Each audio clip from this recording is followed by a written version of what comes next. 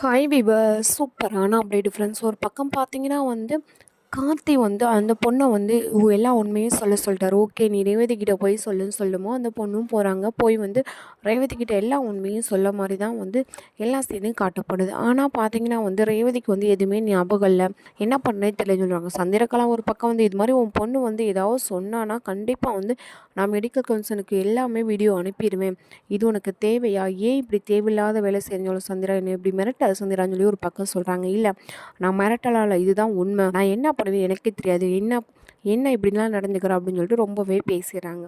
அது மட்டும் இல்லாமல் சந்திரா சொல்கிறத கேட்டு அந்த பொண்ணு ரொம்பவே அந்த டாக்டர் அம்மா ரொம்ப ஃபீல் பண்ணுறாங்க. இருந்தாலும் ரேவதி கிட்ட போய் அந்த பொண்ணு எல்லாம் உண்மையும் சொல்லிடுறாங்க. இந்த ரேவதி அடுத்து என்ன முடிவெடுக்க போகிறாங்க, என்ன தான் பண்ணுறாங்க, இருந்தாலும் அவங்க அம்மா மேலே இருக்க நம்பிக்கையில் எங்கள் அம்மா இப்படிலாம் பண்ண மாட்டாங்கன்னு சொல்லிட்டு சொல்கிறாங்க. இன்ன வரைக்கும் எபிசோடு எப்படி இருக்குன்னு சொல்லிட்டு அடுத்த வீடியோ பார்க்கலாமா ஃப்ரெண்ட்ஸ்.